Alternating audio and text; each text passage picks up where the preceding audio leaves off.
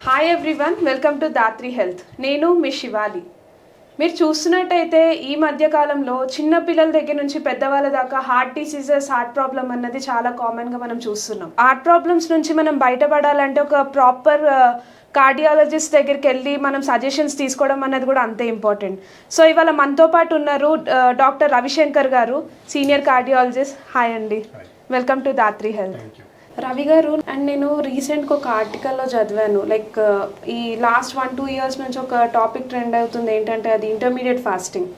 రీసెంట్గా ఇది మరి ఒక లాస్ట్ 1-2 ఇయర్స్ నుంచి మరి అంటే ఇంటర్మీడియట్ ఫాస్టింగ్ చేస్తే మనము కంట్రోల్లో ఉంటాము, డైట్ బాగుంటుంది అనేసి చాలామంది ట్రై చేయడం జరిగింది.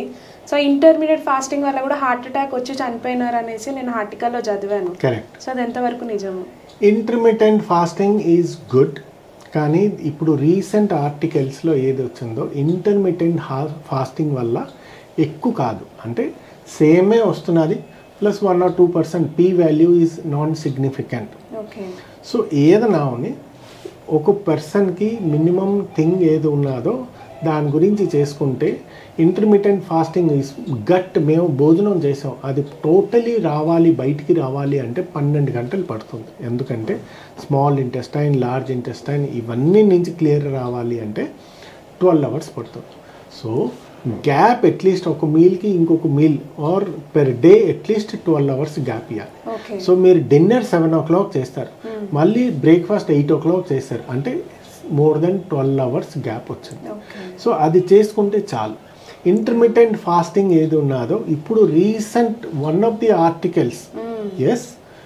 ది అమెరికన్ జర్నల్ వచ్చింది ఏంటంటే ఇంటర్మిటెంట్ ఫాస్టింగ్ వల్ల బెనిఫిట్ ఏంటి లేదు, దానివల్ల సేమే అంటే నార్మల్ వాళ్ళు ఇంటర్మిటెంట్ ఫాస్టింగ్ వాళ్ళు ఓవరాల్ డెత్ రేట్ ఏది ఉన్నదో సేమే ఉన్నది in the long period of time.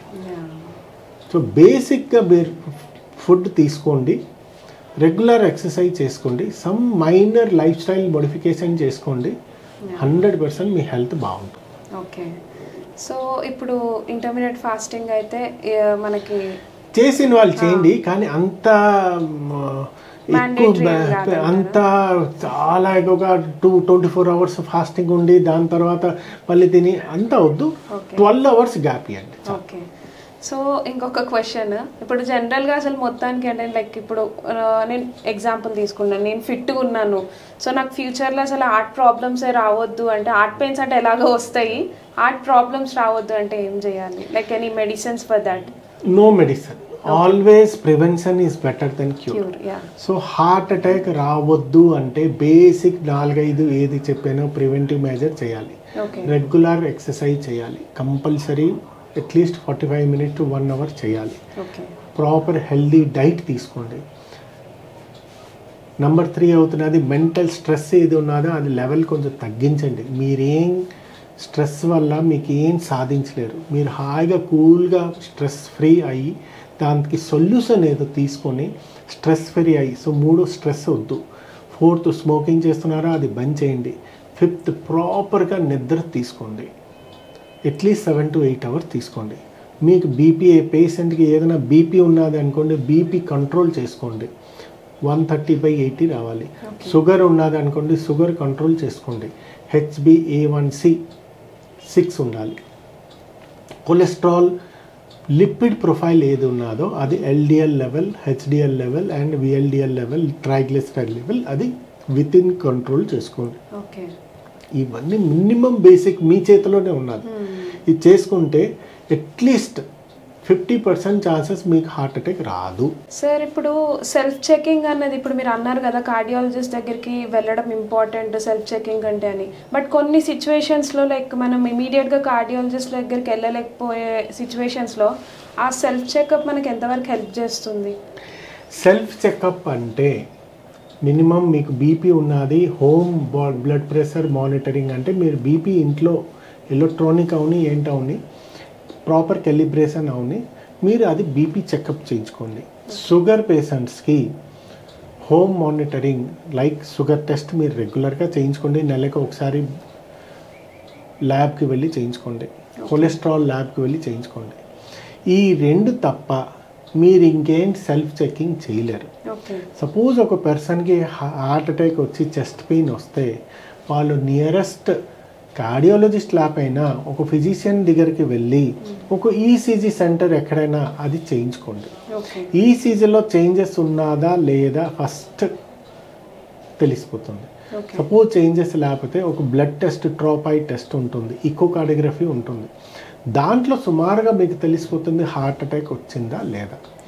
Suppose heart attack వచ్చింది అని చెప్తే మీరు కార్డియాలజిస్ట్కి ఇమ్మీడియట్గా ఓకే. లేదు అనుకోండి, ఫిజిషియన్ డిసైడ్ చేస్తారు. లేదు అనుకోండి, మీరు గ్యాస్ట్రాంట్రాలజీ కావాలా, మస్కులర్ పెయిన్ ఉన్నదా, ఏంటి ఉన్నదా, దానివల్ల మీరు చేసుకోవచ్చు. ఓకే. సో సెల్ఫ్ టెస్ట్ కాదు, self diagnosis, self treatment okay. Is very dangerous.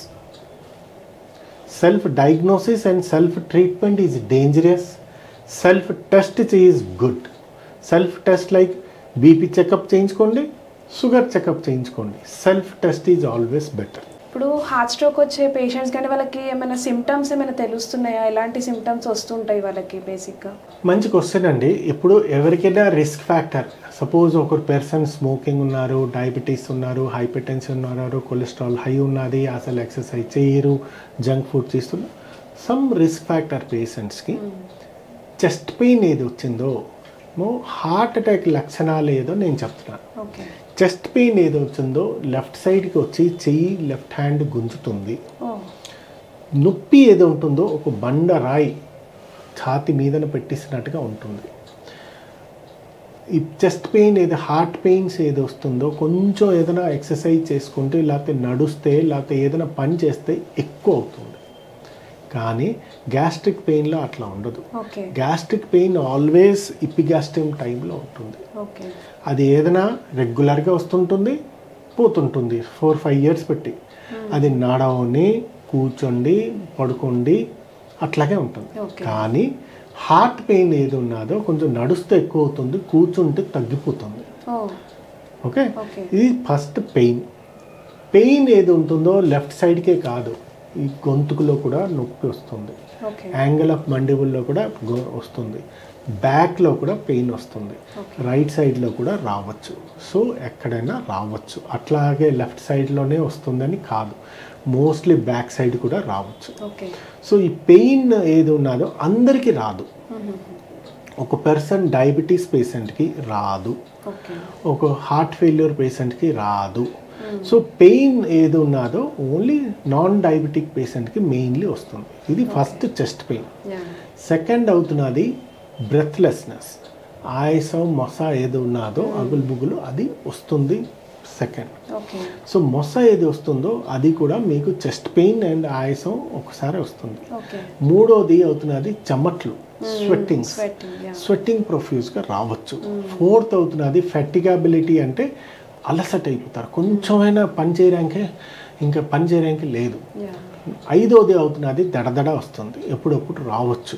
So ఇవన్నీ లక్షణాలు ఉంటే మీరు ఇమ్మీడియట్గా నియరెస్ట్ డాక్టర్, కార్డియాలజిస్ట్ ఎవరు ఉన్నారో అక్కడికి వెళ్ళి బేసిక్ టెస్ట్ చేయించుకోండి. దాని తర్వాత further course of action doctor will decide.